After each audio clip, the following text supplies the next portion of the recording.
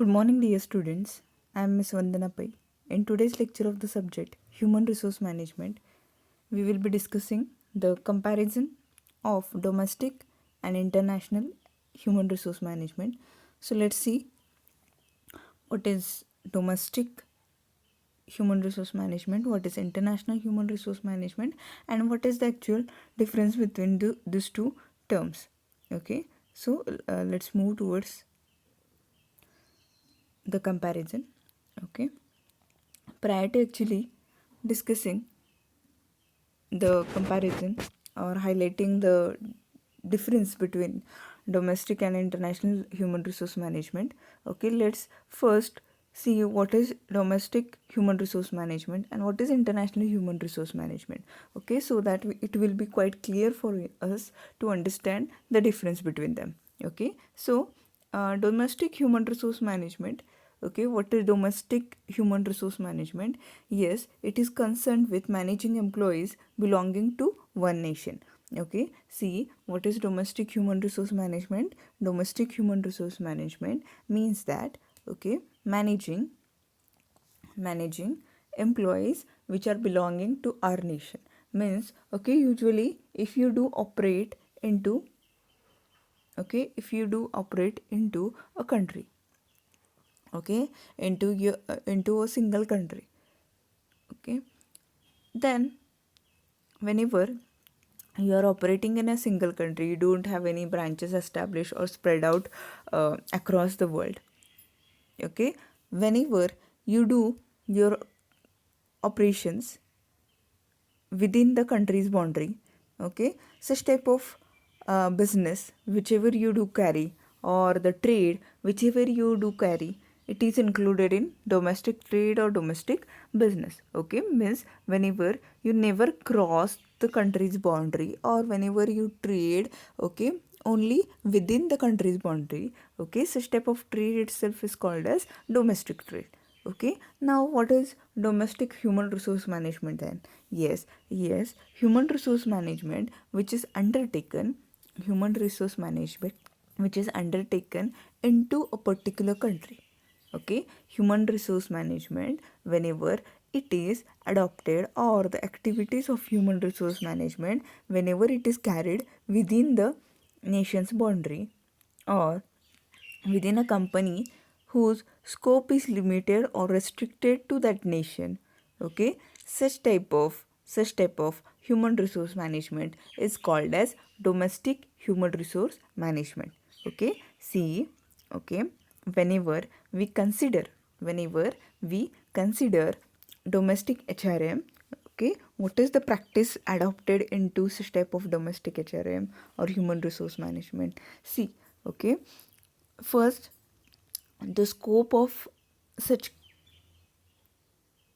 company, okay, the scope of such company, it is restricted to the nation's boundary. For example, if in a particular country, if you have established a company, if in a particular country you have established your company, okay, and you don't have any plan to expand your company's trade to another country, okay, you don't want to establish your branch, okay, other than your nation. Yes, such type of business is called as domestic business, right? Okay, now whenever we consider domestic business, okay, whenever we consider domestic business,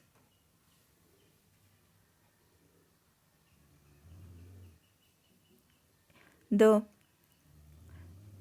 processes or functions, the processes or functions which happen into such type of companies, okay, they are also restricted to domestic boundaries. Okay, right from the planning, organizing, controlling, directing, okay, staffing, leadership, all these things, all these functions of management which are also adopted in human resource management, all these functions they are restricted to the country's boundary, okay, in which the company is established.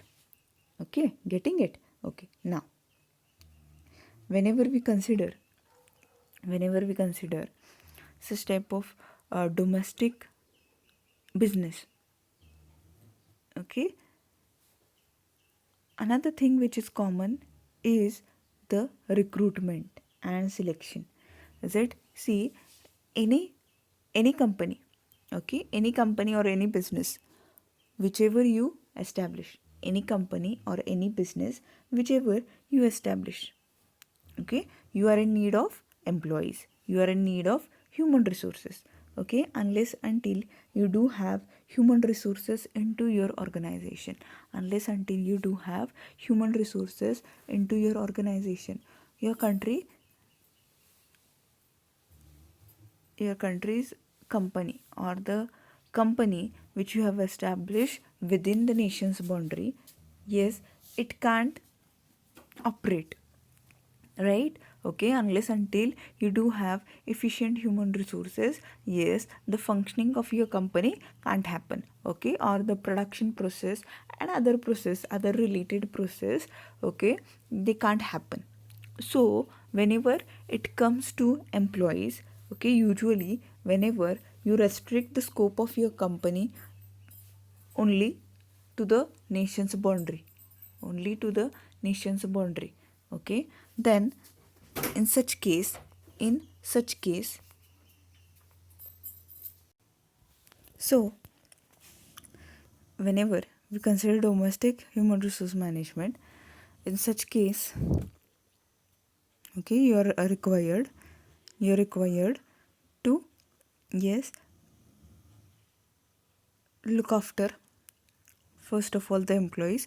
And usually the employees whomsoever you recruit into domestic human resource management, or the companies which have restricted their scope towards the nation's boundary, okay, yes, first and foremost thing which you are supposed to keep in mind is, yes, you do recruit only the people from the same nation, right? Okay, so the other part is international human resource management.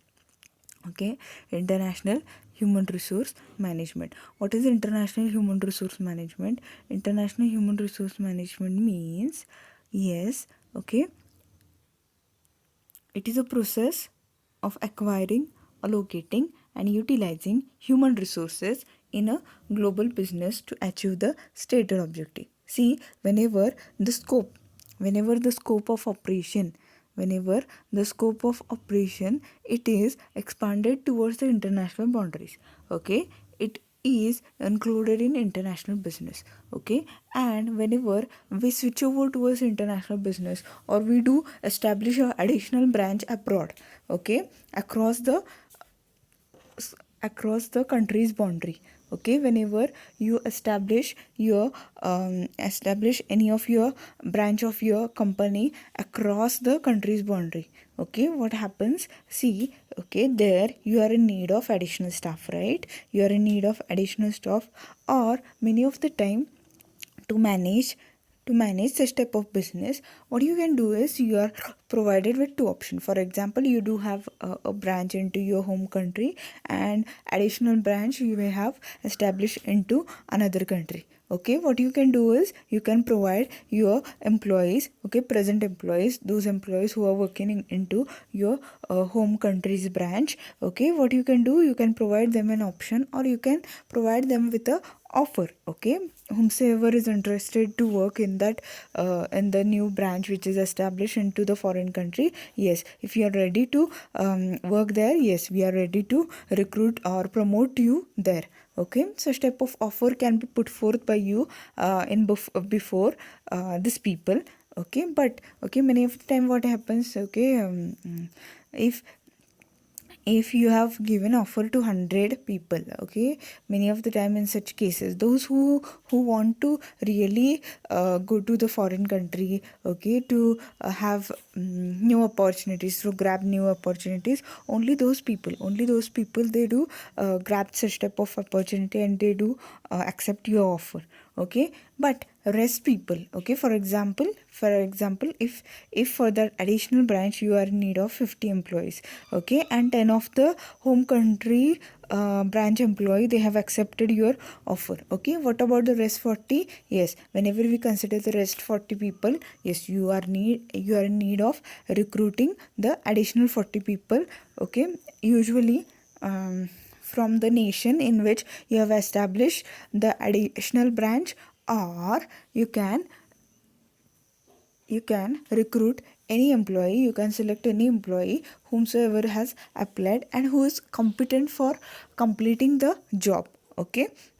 This thing you can do. So now whenever it comes to domestic HRM or international HRM, a thing which is inevitable is, yes, the behavior pattern of the human resources whom you have recruited into your organization, okay. Whenever we consider human resources whom you have recruited into your organization, what is common?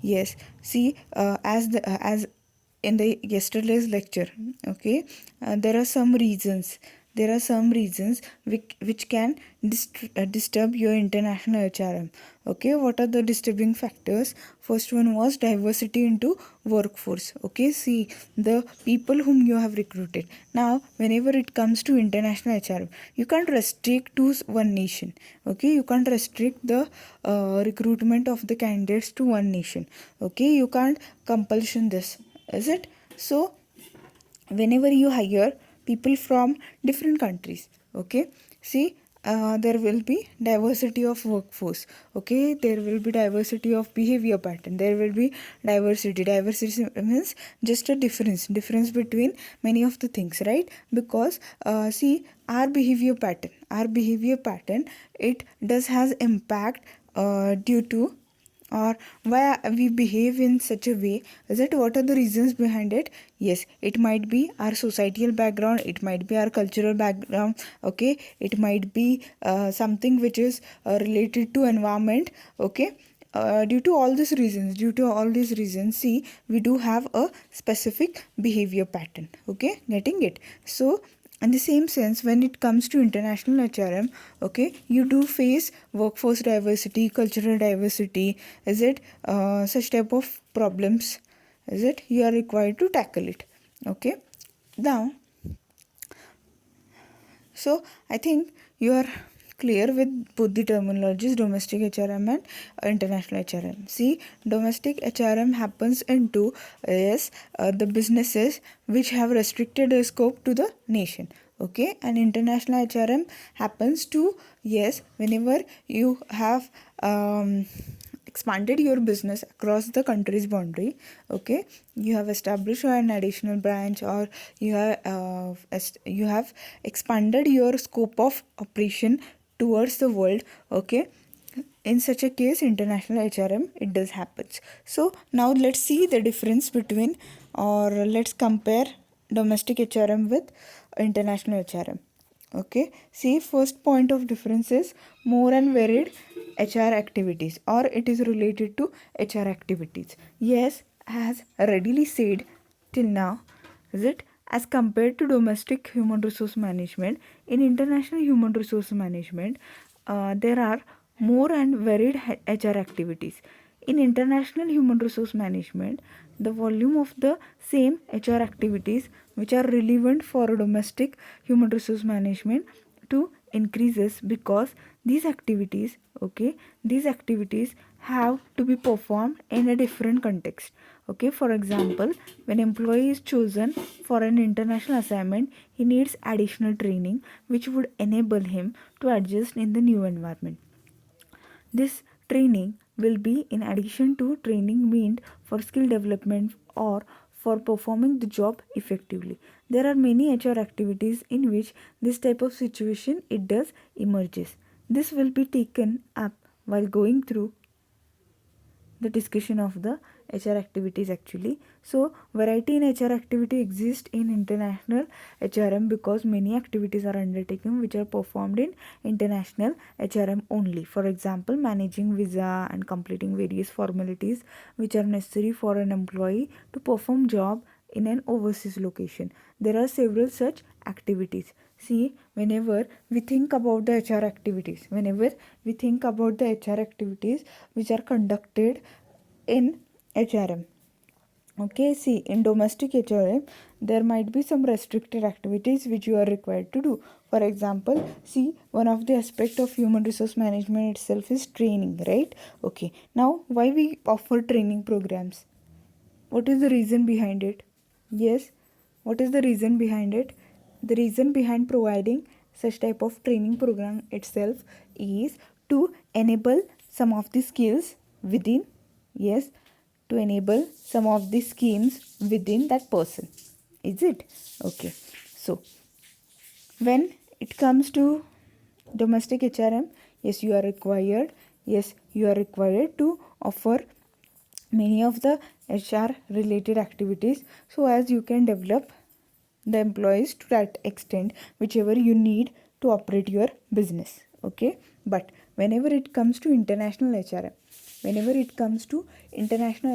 yes, what you are required to do, you are required to conduct some additional activities. For example, see, okay, if you want to shift any of your employee from your domestic branch to some of the international branch, yes, whenever it comes to other nation,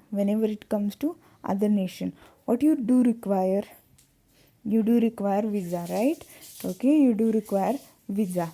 Okay, such type of additional activities you are required to do related to HR. Okay, then for example, if you have established a new branch at the international level in other country, see, the technology which you are adopting into your home country, it will never work in that country, because whenever we compare both the economies, it might be differing in many aspects. So whenever whenever we think about some of the domestic companies, if they establish additional branch into another country, it will be treated as international business, right? Okay, now in international business, whenever you do operate one of your branch in other country, okay, yes, you are required to adopt some of the practices prevailing into those nations. For example, the technology, okay, means the technology which is adapted into the domestic country can't be adopted there, right? So now whenever you transfer one of your employee or few of your employee from one of the branch which was situated into the home country to the branch which you have additionally established into other country, what will happen? Yes, the person will be having a gap between the skills. Is it skills related to technology handling? Okay, so now if you think that the person should be well acquainted with the technology, what you are required to do? Yes, you are required to offer them training program, right? Okay, now whenever you offer the training program, is it same type of training program are you required to offer in the domestic HRM? No. Okay, so whenever it comes to international HRM, yes, it is more and varied HR activity. It includes more and varied HR activity. Next, need for broader perspective. What is this need for broader perspective? Let's see. As compared to domestic HRM, international HRM requires much wider perspective in respect of almost all HR activities. It implies that HR managers have to consider a variety of factors in making decision on any issue of the international HRM. Many of these factors are not relevant in case of domestic HRM. Okay, for example, while fixing the international compensation packages, okay, HR managers have to take into account the cost of living of different international location to bring some kind of parity or oneness among employees working at different locations. Similarly, fringe benefits have to be provided to suit conditions of different locations. Okay, there are many such activities which are required, which gives a broader perspective to the international HRM. See, whenever we consider international HRM, okay, yes, it does has a broader scope. Okay, broader scope in the sense, okay, see, every activity which you conduct in domestic HRM, it might be having a restricted scope. Okay, it might be having a limited scope. But when you think about international HRM, whenever you think about international HRM, yes, you are required to make additional efforts. Okay, what are the additional efforts? See, once again, we would focus on compensation packages. See, okay, what is compensation packages? For example, okay, whatsoever compensation or remuneration you do pay into the home country, okay, if the same package is offered to someone who is working at the international level, what will happen?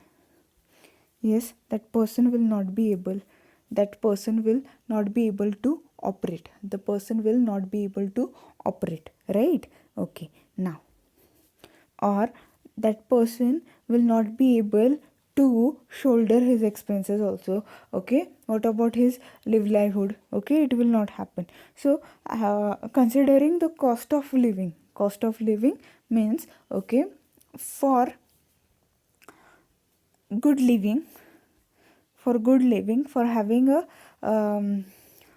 standard of living, okay, or for shouldering his expenses, whatsoever cost that person needs to do, okay, at least your remuneration should be that much, is it? So that that person can shoulder his responsibilities, he can shoulder his expenditure and all those things, is it? So the package which you offer in domestic HRM, it will not work in international HRM.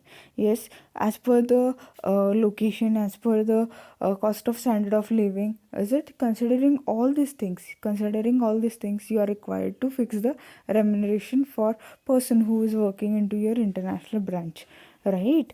Okay, so now here okay, to bring a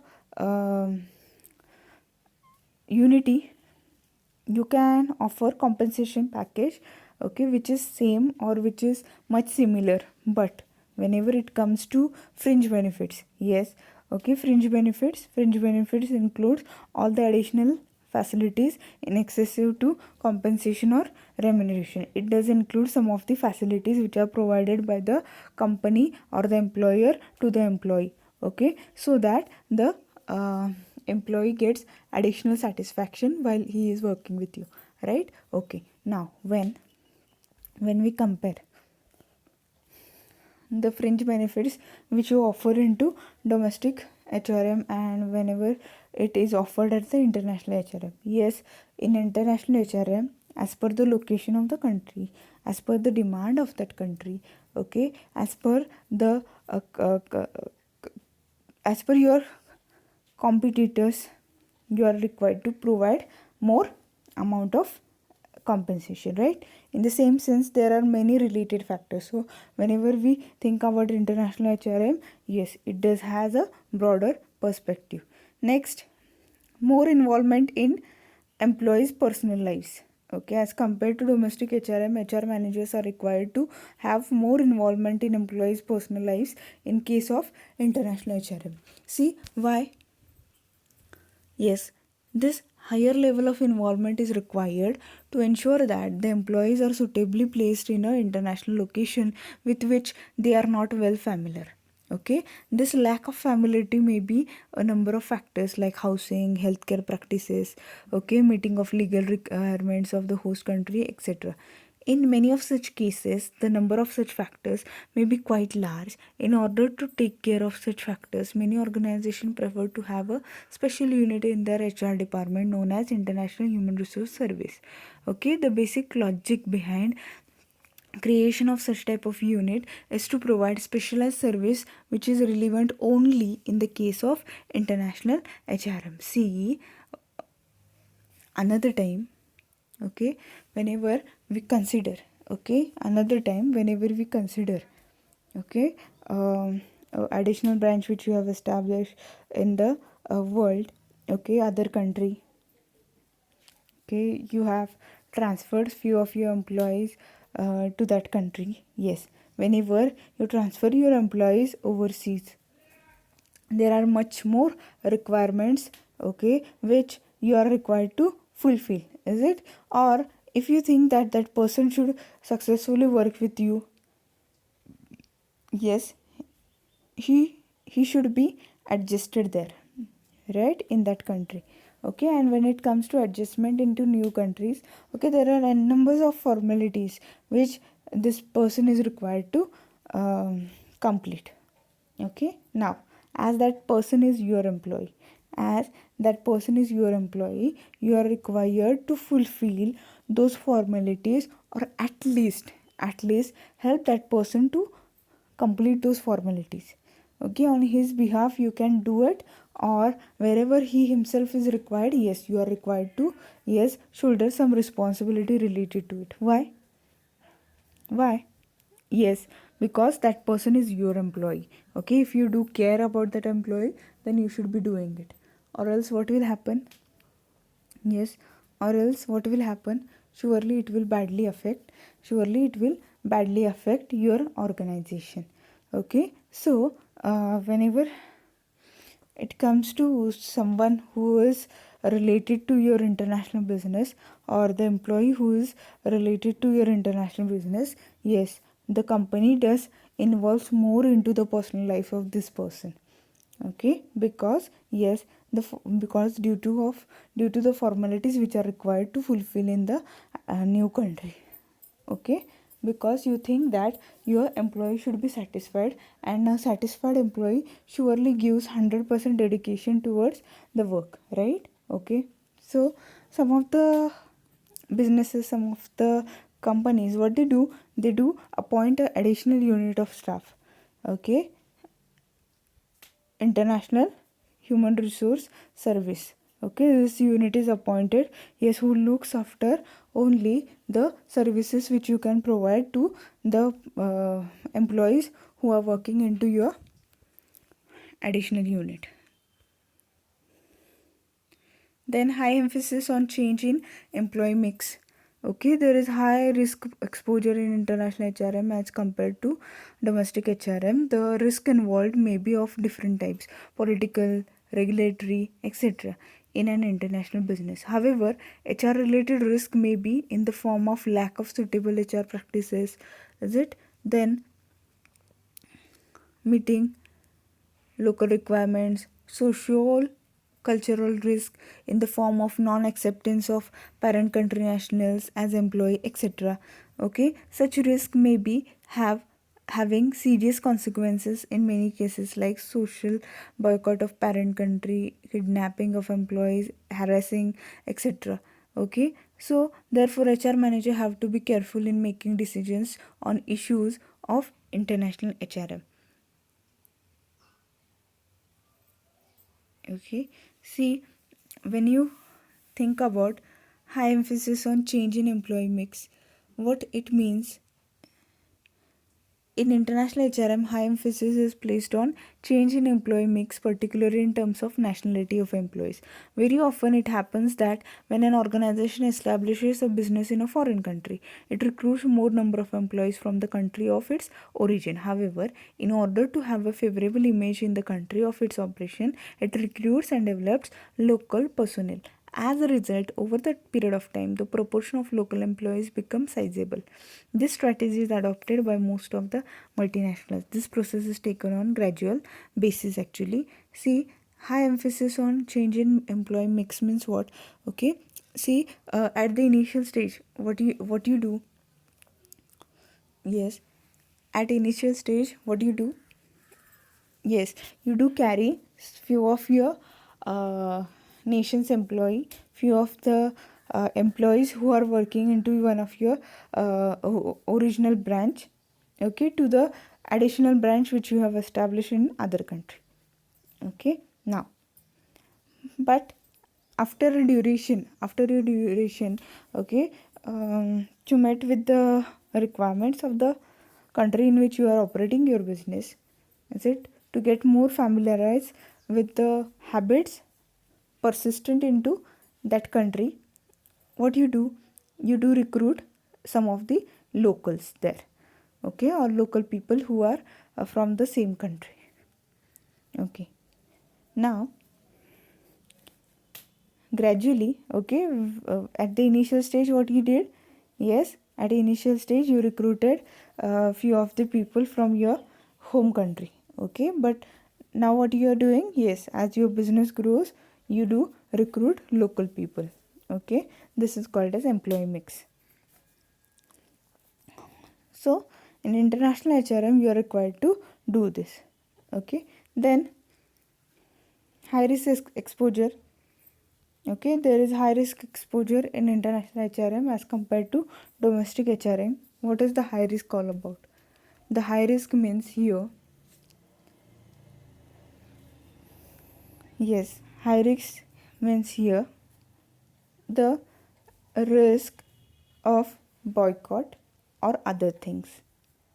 Okay, see, for example, if you are operating in a country who has banned some of the goods from your nation, or if there is any enmity between the country, the home country and the host country, yes, it can it can badly affect your country, or it can badly affect your company also, is it? And in turn, if you have carried few of the employees of your home country, yes, those people can also be harassed, okay, those people can also be somewhat, yes, seriously facing some of the issues in the country in which you are operating your business. Okay, so as compared to domestic business, such type of risk it is familiar in international HRM. And the last point is more external influences. Okay, when it comes to international HRM,